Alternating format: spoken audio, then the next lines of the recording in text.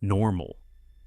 That day they thought it would be just another burial, a quiet ceremony, a final goodbye, nothing more. No one expected anything strange.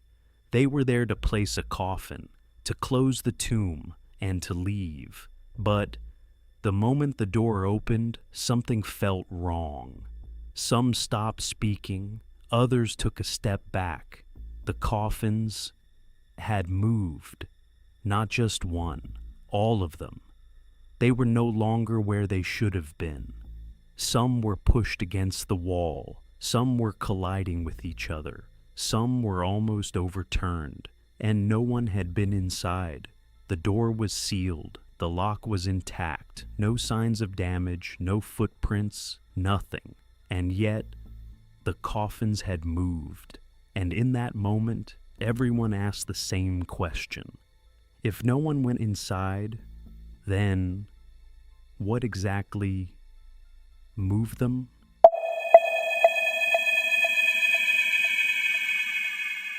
In the Caribbean, on the island of Barbados, there was a tomb belonging to the Chase family, a place that would later become the center of this mystery, and the place where everything began. This was not an ordinary grave. It was built underground, surrounded by solid stone walls, completely sealed from the outside. There was only one entrance, a massive stone door, so heavy it required several men just to move it, which meant if someone had entered secretly, it would have been almost impossible. And yet, inside this tomb, something impossible kept happening. To understand this story, you need to know one thing. These were not ordinary coffins. They were made of lead, and lead is extremely heavy. Moving just one coffin required multiple men. This wasn't just heavy. It was something that shouldn't move on its own, something that no single person could possibly lift. Which means, if the coffins moved, someone had to move them. But no one was ever found. The first time this was discovered was after the death of Thomas Chase, the head of the family. The tomb was opened for his burial. People stepped inside and stopped. The coffins that had already been placed there were no longer in their original positions. Some were leaning against the walls, some were tilted, some were crashed into each other. This wasn't a simple shift. It looked like something had pushed them hard, and there was something even stranger. Some of the coffins were positioned at angles that didn't make sense, not just moved, but almost lifted and dropped, as if whatever moved them was not careful, but violent. Someone whispered, "Did someone do this?" But the idea didn't last long, because no one could have entered. After that day, it didn't stop. Every time the tomb was opened again, the same thing happened. The coffins had moved, and each time it got worse. At first they were just out of place, but later they went completely scattered. Some were stacked, some were thrown aside, some were nearly flipped over. This was no longer something that could be explained as coincidence. Something was happening. At first, people tried to stay calm. This must be a prank. Someone must have gotten inside. There had to be an explanation, because if there wasn't, that would mean something else. So they reset everything, lifted the heavy coffins, placed them back where they belonged, again and again. But as it kept happening, people began to change. They spoke less. They stayed inside for shorter periods. And each time they opened the tomb, they felt it, that same thought. Please, not again. And eventually, someone said it out loud. This is not human. This story did not remain a rumor. Too many people had seen the same thing, and eventually, it reached the governor of Barbados. He didn't dismiss it. He didn't laugh it off.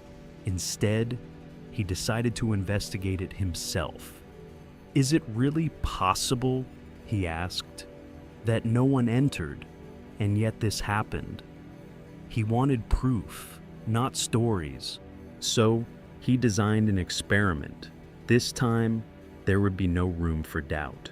First, they spread a thin layer of fine sand across the floor, just enough to capture footprints. Then, they closed the tomb and sealed it, officially, with a government seal that could not be broken without being noticed. If anyone entered, there would be evidence, no exceptions. All that remained was time. Years passed, and the day came to open it again. No one was eager. In fact, many wished it wouldn't happen at all. They stood in front of the tomb, silent. No one wanted to go first. The heavy stone door waited. Someone reached out, then stopped. For a moment, no one moved. Then finally, they pushed. The stone door began to shift. Slowly, the darkness inside revealed itself.